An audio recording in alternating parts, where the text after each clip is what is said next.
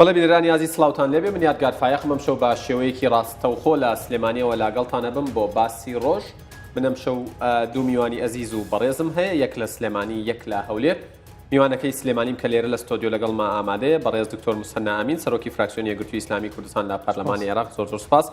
وارووا لە هەولێریشەوە بە سوپاسەوە بەڕێز کاگارێز عەبدوڵڵا سەرۆکی فراکسیۆنی یەکێتی نیشتیمانی کوردستان لە پەرلەمانی عێراق سوپاسی جەنابیشیانەکەم دیارە من ئەمەوێت زۆر بە کورتی ئاماژە بەوە بم کە ئێمە شەو مەبەستمانە باسی دۆخی کوردستان بکەین باسی ئەوە بکەین کە ئایا لە عێراقی ئێستادا ینی هەرێمی کوردستان و سەرکردایەتی سیاسی کورد ئەبێ هەوڵەکانی بە چ ئاراستەیەک بات بۆ ئەوەی دەستکەوتێک بچنێتەوە بە تایبەت دوایەوەی ئەگەر بودجە بچێت تەبواری جێبەجێکردنەوە لە داهاتوو عێراق لە هەڵبژاردننی داهاتووە کورد چاوەڕێی چیەکە ئایا ئەگەر ئەوە هەیە کە کورد ینی ژمارەیە کورسی دیار و بەرچاو لە دەست بدات ئەگەر وابوو ئەبێت چی بکرێت وایە کورد بۆ هەڵبژاردننی داهاتوو چاوی لەسەر سەرۆک کۆمار بێت یاخود پۆستی دیکە و لە ئێستادا بۆ نمونابینی کە سەرۆکی پەرلەمانی عێراق سەردانی هەرێمی کوردستانەکە ئایا ئەمە بمانای ئەوەیە کە دۆخەکە لە دوای ڕیفراندەم و لە دوای 16 ئۆکتۆبەر بە شێوەیەک لە شێوەکان هێور بۆتەوە بەرەو ئاسایی بوونەوەچێت و زۆر پرسی دیکەش بێگومان ئەگەر کات هەبوو من زیاتر ناڵێم بە ڕوخسەتی دکتۆر موسەنا لە کاک ئارێزەوە دەست پێ ئەەکەین کاک ئارێز سڵاوتان لێبێ و ئەم کاتتان باش ئەمەوێت هەرڕێک لەو پرسیارەوە دەست پێ بکەم خۆتەزانی لە دوای ئەنجامدانی ڕیفراندەم و لە دوای ڕووداوەکانی 16 ئۆکتۆبەر هەرێمی کوردستان لە ڕووی سیاسی لە ڕووی دیپلۆماسی ئاسمانی خۆشتەزانی ماوەیەکی زۆرە لە ڕووی داراییەوە ینی ئابلوقە و قەیرانێکی زۆر هەبوو ئایا ئێستا درک بەوە ئەکرێ معالم و نیشانەکانی ئەوە دەرکەوتووە کە ئەم بەستەڵەکەی نێوان هەولێر و بەغدا بتوێتەوە و لە ئەنجامدا هاوڵاتیانی هەرێمی کوردستان تۆزێک بحەسێنەوە و ئیسراحەتێک بکەن زۆر سپاس کاکی یادگار دیارە هەرێمی کوردستان بە دوو قەیراندا تێدەپەڕێ قەیرانێکیان ئابوووریە کە من پێم وابێ کاتیە بەڵام سەبریشی ئەوێ قەیرانێکیان سیاسیە سیاسەکەشی دوو بەشە بەشێکی پەیوەندی بە هەرێمی کوردستان و عێراق و بەشێکی پەیوەندی بە ناو خۆیەوە هەیە بێگومان ئەگەر پەیوەندیەکانی نێوان هەرێم و بەغدا باش بن یاخود ئاراستەی چارەسەرکردنی کێشەکان بگیرێتە بەر ئەوە کاریگەریە بێ بۆ سەر بارودۆخی هەرێمی کوردستانیش ینی گۆڕانکاری بووە لە 16 ئۆکتۆبەر تا ئێستا 16 ئۆکتۆبەر دوای 16 ئۆکتۆبەر چەند ڕۆژێک دوای 16 چەند هەفتێک دوای 16 ئۆکتۆبەر زۆر جیاوازە لەگەڵ ئێستا ئەوەش هەم بە حکمی ئەوەی کە فشارێک هەیە لە دەرەوە لەسەر عێراق هەم بە حکمی ئەوەی کە بەرەو هەڵبژاردننی شەچین هەندێک ئەو لایەنە سیاسی عێراقیانە شیانەوێ لەو مەیدانەدا یاری بکەن کار بکەن واتە مەرج نییە هاتنی سەرکردەیەکی عەرەبی یا سەرکردەیەکی عێراقی بۆ هەرێمی کوردستان یاخود دانیشتنیەک یا دوو دانیشتن ئەوە پەیوەندی بە جددیەتی چارەسەرکردنی چاوەتە کاگارێز با منە و پرسیارە بکەم ینی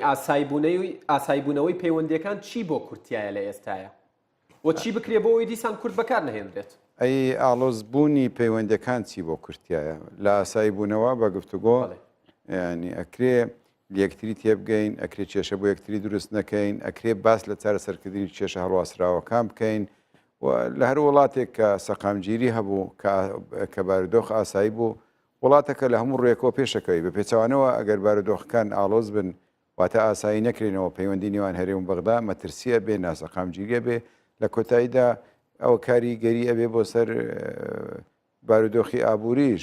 بۆ سەر بارودۆخی کۆمەڵایەتیش بۆیە چارەسەرکردنی گرفتەکان و ئاساییکردنەوەی پەیوەندیەکان لەگەڵ عێراق هەموو کاتێک لە بەرژەوەندی خەڵکی کوردستاندا کەواتە دانیشتنەکان چ نهێنی بن چ ئاشکرا بن وە سەردانەکان بۆ هەر مەبەستێک بن ئەگەر بۆ بۆنەیەکی بۆ شتێکی کۆمەڵایەتیش بن بۆ جێبەجێکردنی واجبێکیش بێت لە ئەنجامدا باشە و پێویستە هەبن نابێ پەیوەندی و سەردانەکان نهێنی بن بۆچی نهێنی بن پەیوەندی نێوان هەرێم و بەغدا مەبەستم ئەوەیە بۆ نمونە باس لەواکرێ بۆی ئەو پرسیارم ڕوون من بە هیچ شێوەیەک بۆ نمونە باس لەواکرێەوە شاندی هوەری هەر کەسێک لە نێوان بۆ نمونە هەرێمی کوردستان لە نێوان هەرێمی کوردستان و عێراق ئەوترێت دوور لە چاوی کامێراکان بە شێوەیەک لە شێوەکان پەیوەندیەکانی نێوان هەرێم و بەغدا هەرێم و عێراق بنە پێشەوە من نابێ ئەمەشە بێت مەبەست وەڵامی جەنابەت زانی هەموو بۆ نمونە دانیشتن و گفتوگۆکردن لەسەر کاروباری تەکنیکی و یاسای ئەوانە ڕەنگە پێویستی بەڕاگەیاندن نەبێ و پەیوەندیەکی ڕۆژانە بێ بەڵام ئەگەر دانیشتن بێ بە مەبەستی چارەسەرکردن یا ڕێککەوتن لەگەڵ لایەنە عراقییانە یان لەگەڵ دەوڵەتی عراق بەنهێنی کارێکی زۆر مەترسیدارە هەر حزبێک هەر لایەنێک هەر کەسێک حکوومەت بێ یان حزبە سیاسەکان بێ بەنهێنی دانیشتن بکەن بەنهێنی کۆ ببنەوە وەرەقەکانی ژێردەستیان شاراوە بن ئەوە مەترسیدارە بۆ ئایندەی گەلی کوردستان نابێ ئەو جۆرە کارانە بکرێت ئێمە معاملەی حکوومەتی هەرێم لەگەڵ حکوومەتی فیدرالی لەسەر بنچینەی دەستورە لەسەر بنچینەی لێک تێگەیشتن و بەرژەوەندی هاوبەشە ناکرێت ژێر بەژێر بکرێت هەر دانیشتێکی ژێر بەژێری بکرێت یاخود بەنێنی بکرێت کاک توانە من پێم وابێ مەبەستی تایبەتی لە ژێرە مەبەستی تایبەتی واتە ئەخرێتە سەروی مەبەستی یاخود ئامانجی گشتی وەیە من بەش بەحال خۆم قسەی جەنابتانەوە پرسیار لە دکتۆر مستەنا بکەم سوپاس دەکەم کاگارێز بێگومان دێمەوە لای جەنابەت کاک دکتۆر سڵاوت لێ بێ و دووبارەم کاتت باش سوپاس دەکەم لە ئێستادا دۆخی هەرێمی کوردستان ئەوترێت دۆخێکی ئێجگار هەستیار و ناسکە پێویستی بەوەیە دووبارە هەستێتەوە سەرپەی خۆی کەواتە ئەبێت تەواوی کێشەکانی نێوان هەرێمی کوردستان و بەغدا لە ڕێگەی حکوومەتی هەرێمی کوردستانەوە چارەسەر بکرێن و حزب مامەڵە لەگەڵ حکوومەتی عراقی نەکرێ سەرەتا زۆر سوپاس سڵاو ڕێزم بۆ جەنابەتەوە بینەرانی بەڕێز و بۆ بەڕێز برای بەڕێز مامۆستا ئارێز گومانی تیانە ئێستا نەوعێک لە باشی پەیوەندیەکان دەستی پێکردوێتەوە لە نێوان هەولێر و بەغدا لە سەرەتا لە بنەماشەوە ئەسڵەن بە شێوازێکی نادەستوری ئەم علاقانە تێک دراون هەم لەوەی کە هەرێم هەندێک التیزاماتی دەستوری خۆی جێبەجێ نەکردووە و هەم لەوەی کە حەیدەر عەبادی بە پێچەوانی دەستور و یاسا و بنەما قانونیەکان هات هێرشی کردە سەر کوردستان و بەشێک لە هێزی سەربازی عێراقی جوڵاند بەرامبەر بە بەشێک بە پێی دەستور بەشێکە لە منزومەی ئەمنی عێراق کە پێشمەرگەیە لەبەرەوە کێشەکان ئەسڵەن بە دەستور نەکراون و ئەو دیعانەی حکوومەتی عێراقی شەی بۆ جێبەجێکردنی دەستور هیچ بنەمایەکی نەبووە بیمافیها ئاخر ئیجراءاتیشی کە لە دەرەوەی هەموو یاسا و دەستورێکی عێراقی کە ئێمە چەند ڕۆژێ بم لەمە پێش لەگەڵ سەلیم جوگوری لە هین بووین لە قاهرە بووین بەڕێز سەرۆکی پەرلەمان کۆمەڵێک کەسایەتی مەسری و عێراقی و سەفیرۆمان لێو دانیشتبوون باسی ڕفراندۆم کرا من پێوتن وتم ئێوە باسی دەستورەکەن ئەتوانی تۆ حەشدی شعبی بجوڵێنی دژی جێشی عێراق توانی جێشی عێراق بجوڵێنی دژی حەشدی شعبی یا دژی شورتەی اتحادی وتیان نەخێر وتم چۆن جێشی عێراقیتان جوڵان دژی پێشمەرگە ئایا کورد سەربەخۆی ڕاگەیاندە بوو تاوەکو تۆ بیکەیتە بیانە بۆ ئەم مۆزوع لەبەرەوە ئەو سەرلەبەری ئەوەی کە کراوە لە هەرێمی کوردستانیشە پێچەوانی دەستور کراوە بۆ طبعا لەبەر هەندێک هۆکار بەڵام بەشێک لە هۆکارە مۆزوعیش ئەوە بووە شوناسی دەوڵەتی عێراقی تا ئێستا دەوڵەتێکی اتحادی نییە عێراق دەوڵەتێکی مرکزیە بۆ عەرەبەکان لە هەرێمێکیش لە تەنیشتیا هەیە ئەم هەرێمە نە وڵاتێکی اتحادیە تا بچێتە زمنی اتحادەکانی ئەو هەرێمایەتی و مەجلیسێک بۆ اتحاد دروست ببێت کە مافی هەرێمایەتەکان هەرێمەکان و ئەوانە بپارێزێک کە لە دەستورە ئەم مەجلیسە هەیە و تا ئێستش پێک نەهێنراوە نە ئەوەشە پارێزگایەک بێ سەر بە عێراق لەبەرەوە شوناسی دەوڵەتی عێراق شوناسێکی مشەوه و شێوێنراوە لە ڕووی دەستوریەوە ئەڵێن ئەبێ ئەم شوناسە مشەوه ڕاست کرێتەوە بۆی کە عێراق ببێت بە دەوڵەتێکی اتحادی بۆ ئەوەی کە ئەم هەرێمەش لەناو ئەو دەوڵەتە اتحادیە جێگای ببێتەوە یاخود هەرێم هەڵوەشێنرێتەوە ئێمە بین بە دەوڵەتێکی سەربەخۆ بێگومان ئێمە لە کەمتر لە هەرێم قبول ناکەین و دەستوریش هەرێمی بۆ پەسەند کردوین بەڵام هەر ئەو دەستورە خۆی مەجلیسی اتحادی داناوە هەر ئەو دەستورە لە مادەی یەکەمی ئاڵێ عێراق پێویستە هەمووی دەوڵەتێکی اتحادی بێ واتە هەرێمە لە پاشور و لە ڕۆژ ئاوا و لە ناوەڕاستی عێراقیشە هەرێم دروست کرێ بۆیە قەنەعاتم وایە بمورە دووسێ جملە بڵێم قەنەعاتم وایە ئەمە بە دەرەوەی ینی بەنادەستوری ئەم عێراقیە تێک دراوە و دەستوریش و ڕێکارە دیموکراسیەکانی عێراقیش نەگەشتوتە ئاستی ئەوەی کە ئەم عێلاقەیە لەسەر ئەساسێکی قانونی محکەم و لەسەر ئەساسی شوناسی و پەیکەرێکی سیاسی محکەم بۆ عێراق دروست بکرێت کە هەر خۆیان بەرپرسەکانی بەغار ڕێگربوون لەوەی هەرێم دروست ببێ لە عێراقا و عێراق ببێ فعلی ببێ بە دەوڵەتێکی اتحادی تا ئەو کاتە هەرێمیش بزانێت سەلاحیاتی چەنە و هەرێمەکانی تریش سەلاحیاتیان چەنەوە چۆن دەسەڵاتی اتحادیەکانیش دابەشەکرێ ئەمە کێشەی حەقیقی بنیادی دەستوری ئەم قەزیەیە باشە هەر بە قسەکردن لەسەر دەستور و جێبەجێکردنی دەستور لە ئێستادا دەنگ و باسی ئەوە هەیە کە بۆ نمونە بە دیاریکراوی ئەمریکا و بریتانیا لەگەڵ وەزارەتی ناوخۆ لەگەڵ وەزارەتی پێشمەرگەی حکوومەتی هەرێمی کوردستان کۆبوونەتەوە نیەتێک هەیە بە هەماهەنگی لەگەڵ حکوومەتی عێراقی کە پێشمەرگە ببرێتە ناوچە کوردستانەکانی دەرەوەی ئیداری هەرێم کە بەنسبەت حکوومەتی عێراقیەوە ناوچەی کێشە لەسەر و ئەم ناوانەی هەیە جێ ناکۆکن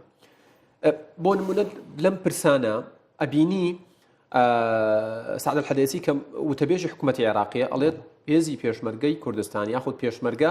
هێزێکە سەر بە منزومەی بەرگری و منزومەی دیفاعی حکوومەتی عێراقیە و لەلایەن ئەوانەوە ئیشراف و سەرپەرشتیەکرێن کەواتە بردنەوەیان بۆ ئەوە شتێکی ئاسایە بەڵام لەلاوە بینی مقتەدا سەدر بۆ نمونە بەڕێز مقتەدا سەدر کاتێک کە نووسینگەکەی پرسیارێکە ئەڵێت نائبێکی کورد پەرلەمانتارێکی کورد ئەڵێت هەوڵێک هەیە بۆ ئەوەی پێشمەرگە ببرێتەوە وێڵە نەخێر نابێت بە هیچ شێوەیەک جگە لە سوپای عێراق هیچ پێکاتەیەک نەک لە کەرکووک و ناوچە کێشە لەسەرەکان بەڵکو لە هیچ شبر و لە هیچ بستێکی عێراقە غێری سوپای عێراق بوونی هەبێت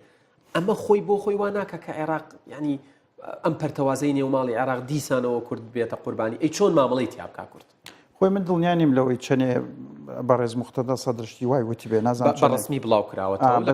لە مەکتەبەکەی خۆی یا فەیکە و دروست کراوە بڵین مۆری خۆی پێوەیە نازانم بەوە دروستە کرێ و مۆروشتانە ئاسایە من نازانم چونکەوە قسێکی زۆر دوورە لە منطق منیش غەریب يعني ودورة لدستور ودورة لقانون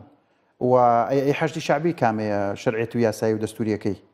أصلا أجر حشد شعبي بني ولا برا كراوة بقانوني للعراق أو بيجمرجر بدستور كراوة بقانوني للعراق بد نصي مادي دستوري كان ناوي بيجمرجر هنا وكو بشكل منظومي العراق لبروا أما يعني وكو باسواني هرم طبعا أم قسانة هيج بنما كان بونية ئەگەر ئەوان ڕازگۆ بن لە چارەسەرنی کێشەکانی عێراق لەو ناوچانە کێشە عێراقیەکان و کوردستانیەکانی ئەو ناوچانە پێویستە هێزێکی هاوبەش ئەمنیەتی ئەو ناوچانە بپارێزێ بە تایبەتی ئێمە ئەزانین کە ناکۆکیێکی قوڵ دووبەرەکیەکی قوڵ و هەستیاریەک و حساسێتێکی قوڵ لە نێوان پێگاتەکانی عێراق هەیە لە بینی تورکمان و عەرەب و کورد بۆیە پێویستە ئەوەی کە ئەبێتە مای دڵنیایی هەر ئەو پێکاتانە هەمویان بێگومان هێزێکی هاوبەشە کە لە هەموو پێگاتەکانی تیابێت و گەڕانەوەی هێزی پێشمەرگە بۆ ئەو ناوچانە کارێکی دەستوریە کارێکی قانونیە وەختێ بۆ ناوچانە ئەو ترێجێی ناکۆک ینی چەنێ بەشی حکوومەتی اتحادی پێوە بەشی کوردی پێوەیە بەپێی دەستور و بێ هەردوو ئاڵاکەشی لێ بێ و بێ هەموو پێگاتەکان شتیایە هەبن زۆر سپاس دەکەم بێگومان دێمە وڵات کاگارێز هەر لە باسی ڕۆژە جەنابتان و بەڕێز دکتۆر موسەناش بمبورن ئاماژەتان بەوە داوە کە مەترسی جدی لەسەر قەواری هەرێمی کوردستان هەیە کار ئەکرێت هەندێک جار بە هاوکاری کوردیش کە قەواری هەرێمی کوردستان بچووک بکرێتەوە تەحجیم بکرێت و کاڵ بکرێتەوە وردە وردە لەناو ببرێت پرسیارەکەی من بە دیاریکراوی ئەوەیە ئەم مەترسیە لە ئێستادا ڕەویەوەتەوە یعنی ئەتوانین بڵێن مەترسی لەسەر قەواری هەرێمی کوردستان نەماوە دوایەوەی کە حکوومەتی عێراقی بڕیاریدا لەگەڵ هیچ لایەنێک هیچ حزبێک هیچ پارێزگایەک مامەڵە نەکات جگە لە حکوومەتی هەرێمی کوردستان من پێم وابێ تا ئێستا تەمی مەترسی بۆ سەر قەواری هەرێمی کوردستان نەڕەویتەوە ڕۆژێک هەڵوێستی حکوومەتی عراق باشە بێ بەرامبەر بە هەرێمی کوردستان ڕۆژێک هەرێمی کوردستان خراپە بێ بەرامبەر بە عراق ئەو هیچ لە مەسەلەکە ناگۆڕێ نیەتێک هەیە لە عراق ئاراستەیەکی سیاسی هەیە لە عراق بڕوایان بە فیدرالیت نییە بڕوایان بە دموکراسیت نییە هەندێک لایەن هەند پیان وای ئەوەی کورد بەدەستی هینایە ئەو مافانەی کە بە خوێن بەدەستی هێنا ئەوە زۆرە بۆ کورد و زۆر بە ئاشکایی باسی ناوەندێتی واتە دروستکردنەوەی مرکزیەتەکان زۆر بە ئاشکایی باسی دروستکردنی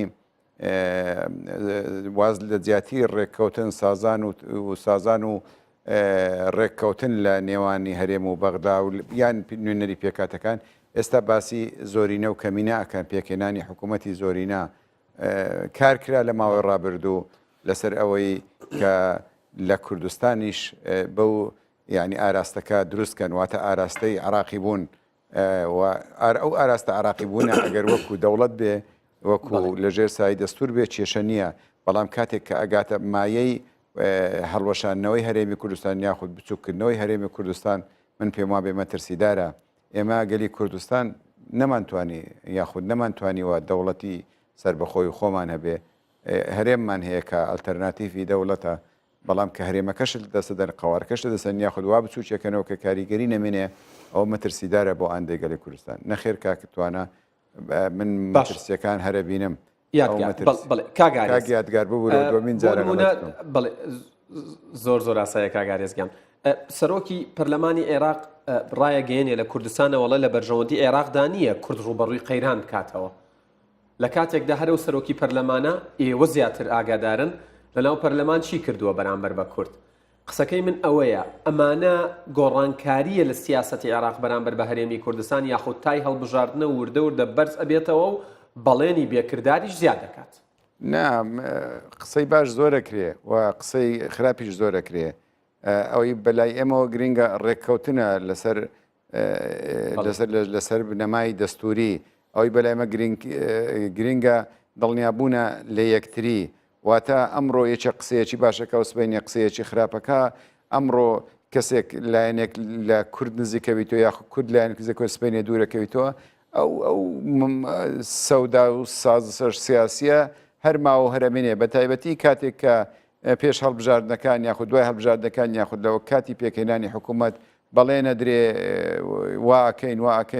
بەڵێ نەدرێ ڕێکەکەین بەڵێ نەدرێ مادەی 140 جێبەجێکەین، بەڵام دوای جێبەجێ ناکەن. واتە بەلای منەوانە ئەو قسانە قسەی ڕۆژن، ئەکرێ تند بن، ئەکرێ لەسەرخۆ بن، ئەکرێ هێمن بن، ئەکرێ باش بن، ئەکرێ خراپ بن، هیچ نییە. گرنگەوەیە کورد نابێت سیاسەتی خۆی لەسەریان بنیاد بنێ؟ نا بە هیچ شێوەیەک، بە هیچ شێوەیەک ئەبێ کورد بەڕاستی استراتیژەتی دیار بێ لە ماوەی ڕابردوو. نازانم من استراتیژەتی کورد و سەرکردایەتی سیاسی کورد دیارە؟ زانی چییە کە ئەڵەی سەرکردایەتی سیاسی کورد چییە؟ ینی بەڕاستی من بۆ خۆم ئەو پرسیارە لام هەموو جار باسەکرێت سەرکردایەتی سیاسی کورد. من نبینم، من قەت وەکو ئێستا کورد بێ سەرکردایەتی سیاسی منە دیوە، یعنی لەو 2-3 ساڵی ڕابردوو. ینی من نازانم سەرکردایەتی سیاسی کورد چییە. من ئەگەر مەبەستە سەرکردایەتی حیزبەکانە ئەوە ناکۆچە قوڵەکانی نێوان ئەو سەرکردە و ئەو حیزبانە، ینی ئەوەی دەسەلمێنێک ئەوان بێکەوە سەرکردایەتیەک نین. لە دوای ڕفراندەم و نەدوای 16 ئۆکتۆبر لەسەر مێزێکی گفتوگۆ کۆی نەکردنەوە هیچ لەبێ سەبارەت بە بەرژەوەندی باڵا و بەشەکان. نەخێر، ئەگەر مەبەستت حکوومەتە ئەو تا حکوومەت ئایا بەڕاستی حکوومەت نوێنەرایەتی هەموو لایەنە سیاسەکانی کوردستانەکە و ڕێگەیان داوە کە حکوومەتی هەرێمی کوردستان کار بکە. ئەگەر مەبەست هەما هەنجێ ئایا بەڕاستی هەما هەنجێکی باشەیە لە نێوان هەرێمی کوردستان، لە نێوان بۆ نمونە حکوومەتی هەرێم و پەرلەمان و لایەنە سیاسەکانی کوردستان. لەبەرەوە کاکە یادگار من کاتێک باسی سەرکردایەتی سیاسی کوردستانەکەین بۆ خۆم بڕوام نییە کورد ئێستا سەرکردایەتێکی سیاسی هەبێ کە بتوانێت سەرکردایەتی گەلی کوردستان بکات لەم قۆناغە هەستیاری پێیدا تێدەپەڕێ. بەڵێ بێگومان زۆر قسە لەسەرەوەش کراوە ئەوترێت هەڵبژاردن بۆ حکوومەتێکی نوێ چارەسەرە. دکتۆر موثەنا، یعنی خۆتەزانی شەقام تۆزێکی هێور و هێمن بۆتەوە بە شێوێک لە شێوەکان بەڵێنەکان کە وتراوە 30 ڕۆژارێ موچەتانە دەینێ و بم سیستمی تازایی پاشەکەوت کە ئەوان داوای ئەواکەن بە تەواوەتی ستەمی پاشەکەوت لەسەر موچەیان لا برێت، بەڵام تۆزێک بارەکەی سەرشانی موچەخۆران سوک کراوە یەک تۆز. پرسیارەکەی من بە دیاریکراوی ئەوەیە حکوومەتی عێراق هێندەی ئێوە بە دوواداچوونتان کردبێت، یعنی نیازیان هەیە بناردنی ئەم پارەیە بەردەوام بێت. و لقی دووەمی پرسیارەکەم لە بەرەوەی کاتم وردە وردە ینی لە بەرژەوەندیمان نییە ئەوەیە ئەگەر بودجە پەسەند بکرێ و هەرێمی کوردستان 250,000 بەرمیل نەوت ڕادەست بکات، ئەو بەشەی کە باسەکرێت 400 میلیارد دینار زیاترە بەسە بۆ موچە؟ بێگومان خاڵ یەکەم ئەو پارەی کە هاتووە بۆ هەرێمی کوردستان بەردەوامە بێ ئەگەر بێت و حکوومەتی هەرێم التیزاماتی خۆی بەرامبەر بە حکوومەتی اتحادی بەپێی دەستور و بەپێی قانونی موازنە لە چوارچێوەدایە. طبعاً ئەساسیەکەی ئەوەیە کە ئەبێ ئەو بڕنەوتە تەسلیم کا بە حکوومەتی اتحادی لە ڕێی شەریکەی سۆمەوە. ئەگەر ئەمە نەکا بە دڵنیاییەوە ئەم حکوومەتەش پاشگەزە بێتەوە و حکوومەتەکانی ئایندەش ئەو التیزامە ناکەن بەرامبەر بە هەرێم. بەشەکان بێگومان ئەو هەر ئەگەر ئەو بڕە پارەمان هەبێ بەش ناکا، بەس ئێمە سەرچاوی داهاتی ترمان زۆرە و تەنها ڕێگایەکیش بۆ ڕازیکردنی هاوڵاتیان و گێڕانەوەی ماف بۆیان دوای ساڵانێکی درێژی حرمان و بەدبەختی ئەوەیە کە موچەکەیان بگەڕێتەوە وەک موچەکەی تری عێراقی لێ بکرێ بەبێ هیچ کێشەیەک. و ئەمە تەنها چارەسەری ئەوەیە کە حکوومەتی اتحادی تەواوی شایستە دارایەکانی هەرێم بە تایبەتیشەوەی کە موچەیە بیگرێتە ئەستۆ لە مقابلی ئەوەی کە هەرێمیش ئەبێ التیزاماتی دەستوری خۆی جێبەجێ بکە و بەپێی قانونی بوازنەی تازە ئەبێ التیزامەتەکانی جێبەجێ بکە. و بە قەناعەتی من ئەگەر ئەو التیزاماتانە بخرێتە سەر حکوومەتی اتحادی کێشەکەی ئەمە تەواوەتی چارەسەرە بێ و ئەوە ئەسڵە. باش ئەگەر ئێمە هەر نەوتمان نەوایە لە هەرێمی کوردستان حکوومەتی اتحادی نابوو موچەمان باتێ، خۆ ئێمە عێراقین بەچی نەمانە بێ عێراقی بین بە مافۆکو چۆن عێراقین بە ئەرک ئێستا ئێمە نامانەوە نەمانویست عێراقی بین بە زۆرینش دەنگماندا نامانەوە عێراقی بین دەیان ساڵی شەڕێژەکەین کە نامانەوە عێراقی بین و بە زۆر لکێنداوی بە عێراقەوە یەکەوەکو بە زۆر لە کاندوتیان بە عێراقەوە نانەکەمان بنێ. ئەگەر لێرەش ئێمە برادرانمان گەندڵیەکەن و داهات تەسلیم ناکەن و ئەوانە ناکەن ئەوە کێشەیەکی سیاسی بێ لەگەڵ چۆن ئەوان سوود چارەسەر بکرێت. هێوربوونەوەی شەقام وەربگرن وای لێ بکەن بیخەنە بەرژەوەندی هاوڵاتیانەوە نەک پلان بانەڵێن پلان پیلان دابنێن بۆی ماوەیەکی تر تووشی معانات بکردنەوە چکە لە ئێستا دڵخۆشیەکە ئەڵێن سەرڕای ئەوەی کە هەر پاشەکەوتەکە هەیە بەڵام سی ڕۆژارێ بێ باشتر. من ینی هۆشیاریە دەمە حکوومەت هەر جۆرە گەمەکردنیەک بەوەی کە ئەمە هین بێ حەپێکی مسەکن و بەنج ئازارشکێن بێت تا ئەوەی کە قۆناغ انتخاباتیە پەڕێ و تا ئەوەی قەیرانەکان دەست پێکەنەوە مە زۆر خەتەرناک دەرەجێ چونکە ئەم جارە ئەو خەڵکە تووڕێی کە هاتە سەر شەقام بە شێوازێکی ڕێک و پێک و سیستماتیک و جوان بە پێی یاسا مافەکانی بۆ نەگەڕێتەوە ئەو ئومێدەی پێی درراوە جێبەجێ نەبێ ئومێدی تریشی بەدوانێت پێگومان ئەو خەڵکە ئەم جارە زۆر بە ڕەوانەیە خوانەخواسە بڕێ شێوازی ناتەن دروست بێتە سەرجادە و کارەساتی لێ بقومێ لەبەرەوە بە قەنەعاتی من حکوومەتی اتحادی ئەبێ ئەو ئەرکە هەمووی بخرێتە سەر ئەستۆی ئەو لە مقابلی ئەو داهاتانی کە لێرە وڵات پرسیارێکت لێ یەکەم سەبارەت بە پرۆژە یاسای چاکسازی لە موچە و امتیازات و دەرماڵەکان گرنگە بەلامەوە پەیامیەوە بزانم کاگاریز دێمەوە لای جەنابەت قسە لەسەر ئەوە هەیە لە ڕۆژنامەیەکی عەرەبیش بڵاو بۆتەوە کە کورد ئەم جارە چاوی لەسەر پۆستی سەرۆک کۆمار نییە زیاتر چاوی لەسەر پۆستی سەرۆکی پەرلەمانە لەگەڵ وەزارەتەکانی ناوخۆ یان بەرگری یان دەرەوە لەو بارەیەوە ئێوە تێبینیتان چییە و پێتان وایە کە ئەمە هەنگاوێکی باشە کە کورد جەختی لەسەر بکاتەوە واز لە پۆستی سەرۆک کۆمار بێنێت؟ کاگیادگار ساڵانی ڕابردوش هەوڵی زۆرە درا ئەو پۆستە لە کورد وەربگرنەوە واتەوە نییە کورد چاویرێ نییە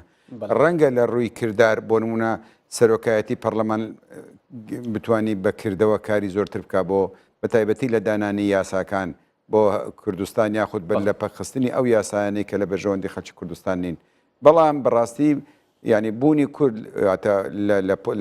لەسەر کورسی سەرۆکایەتی مانایە ئەوە بەخشێ کە هاوبەشی بەشداری هەیە کە سازان و ڕێککەوتن هەیە بە پێچەوانەوە کاتێک هەوڵ ئەدرێ کورد دوور بکرێتەوە بەمانای ئەوەیە کە ئەوان ئەو مافە بە کورد نادەن کە بە ناوی عراقی فیدراالی یاخود بە ناوی عراقی فیدراالی دموکراسی قسەکەر بن نایەنەوێ کورد لەسەر لە بەرزترین کورسی دەسەڵات دابنیشێ هەرچەندە سەرۆکی کۆمار یاخود سەرۆکایەتی کۆمار دەسەڵاتەکانی دیاری سنووردارن بەڵام نایەنەوێ لەبەرەوە بەڕاستی ئەوە نییە کورد هەوڵ نادە ساڵانی ڕابردوو جاران پێشانیش زۆر هەوڵدرایە ئەو پۆستە لە کورد بسەرنەوە کە ئەوە کارێکی باش نییە ئێستاش بەهۆی ئەو هەڵومەرجەی کە هەرێمی کوردستان تێیدایەوە دوای داگیرکردنەوەی کەرکووک ڕەنگە مەبەستیان بێکە ئەو پۆستە لە کورد بستنەوە بدەنە سونە بەو پێیکە سونەش عەرەبە و شیعەش عەرەبە بەڕای من ئەوە قۆناغێکی گەڕانەوەی عراقە بەرەو دواوە قۆناغێکی یعنی کاتم بەڵێ بمبورە کاتم تەواو بوو ئەمەوێت کۆتا پەیامت وەربگرم سەبارەت بەوەی کە 7 ڕۆژمان ماوە بۆ بانگەشە وەڵمەتی هەڵبژاردن لێرە پەیامی ئێوە بۆ بەڕێوەچوونی و هەڵبژاردنانە ئەبێت چۆن بێ وایە پێویستە کاندیدەکان ڕوویدەمیان لە عێراق بێت و کەمتر ڕوویدەمیان لە ناوخۆی هەرێم و یەکشکاندن بێت چکە وازانن هەندێکیان وازانن کاڵبژاردننی کوردستانە نەک عێراق من هیوادارم وایە داوام وایە کە هەڵمەتی هەڵبژاردن هەڵمەتێکی سەردەمیانە بێ دموکراسیانە بێ ئازادانە بێ ڕەخنەگرانە بێ ڕەخنە دەگرێت کێشە باز دەکرێت هەرچی دەکرێت بەڵام بریندەرکەر نەبێ یەکخەرەوە بێ پەرتەوازکەر نەبێ من ئەوە پەیاممە وە لەوەش گرنگتر پەیامی من ئەوەیە دوای هەڵبژاردنەکان هاوپەیمانەتی لایەنە کوردستانیەکان هەبێ چونکە لە ئێستاوە کار دەکرێت دوای هەڵبژاردنەکان کە ئەو هاوپەیمانەتی یاخود ئەو یەک دەنجەی ساڵانی ڕابردوو لە بەغدا هەبووە نەهێڵدرێ بۆ ئەوەی لە جیاتی ئەوەی ئەو پۆستانەی کورد وەردەگری وەکو نوێنەری کورد لە بەغداوە یەگرن نوێنەرایەتی کورد بکەن بۆ نمونە سەرۆکایەتی کۆمارە پەرلەمانە وەزیرە نازەمچیە ئەیانەوێ ئەم جارە ئەو پۆستانە ئەو ئاراستە سیاسی کە باسم کرد دژی فیدراالیەت و لەگەڵ یەک دقە بچوو کردەوەیە ئێوێ کورد وەکو مەمور جارێکی تر لە ناو دەوڵەتی عراقی کار بکەن نەکوێن وەکو نوێنەرایەتی هەرێم و گەلی کوردستان بەڵێەوە هیوای هەموو کوردیەکە کە تەواوی فراکسیۆنە کوردیەکان یەکدەست و یەکدڵ بن هیچ نەبێ لە عێراق کاک دکتۆر موسەنە کۆتا پرسیارم گەر بە کورتی وەڵام بیتەوە زۆر مەمنونە بم تێبینێک بڵێم لەسەر ئەوەی تێبینەکەشێ بڵێ پەسەندکردنی پرۆژە یاسای چاکسازی لە موچە و لە امتیازات و لە دەرماڵەکان بۆ ئێستا چەند گرنگە فەرموو تێبینەکەشە بڵێ سەرەتا تێبینەکەم سەبارەت بە پۆستی سەرۆک کۆمار ئەو پێگە بەهێزەی کە بەڕێزمە مەرحوم مام جەلال ممارەسەیەک لە سیاسەتی عێراقیە بەشێکی زۆری پەیوەندی بە زاتی و کەسایەتی خۆیەوە هەبوو بڵێ بهی پۆستەکەی نەبوو و پۆستی سەرۆ کۆمار لە ناو هەر سێ پۆستەکە لاوازترینە بۆیە دراوە بە کورد نەک لە بەرەوەی کورد خراوەتە سەرەوە ڕاستە سەرۆ کۆمار لە ڕووی تەشریفاتیەوە تەمسیلی دەوڵەتی عێراقەکەوە لە ڕووی ئەوە چاودێری دەستورەکەوەی لاخری بەڵام دەسڵاتەکانی ئەگە تێبینیتان کرد هەتا لە یاسای بووجا دەسڵاتی ڤیتۆی لەسەر هیچ یاسایەک نییە تەنها وە لە ماوەی 15 ڕۆژە هەر یاسایەک پەرلەمان دەریکە سەرۆ کۆمار ئیمزاشی نەکا دوای 15 ڕۆژ بە ئیمزاکراوە حسێبە بۆیە بە قەنەعەتی من پێویستە کورد چاو ببڕێتە سەرۆکایەتی پەرلەمان و زۆریش حەریص بێ لەسەری و ئەمە لەبەر ئەهەمیەتێتی کە دراوە بە سونە نەک لەبەرەوەی ئەهەمیەتی نییە دووەم پۆستی گرنگ لە ناو دەوڵەتی عێراق بێگومان زۆر لامانداوە لە کاتەکە سەبارەت بە پرۆژه یاسای چاکسازی پرۆژه یاسای چاکسازی بێگومان هەنگاوێکی زۆر ئیجابی و باش بوو بەرەو ئاراستەی تەندروست ئاراستەی پاکسازی لیستی موچە و چارەسەری گەندەڵی و بەرزکردنەوەی ئاستی تەقاعودی کەمێک بۆ سەرەوە چە نەگەیشتەوە ئاستەی کە چاوەڕوانی ئێمە بوو و چاکسازی لە بەڵام چاکسازی حەقیقی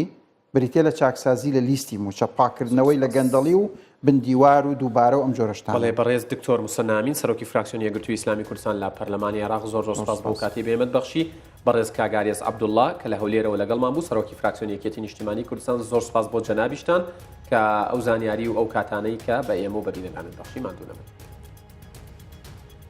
بەڵێ بینەرانی ئەزیز باسی ڕۆژ کۆتایی هات تا باسی ڕۆژێکی دیکە ئێوە و کوردستان لە ئەمانەتی خوادا بن کاتێکی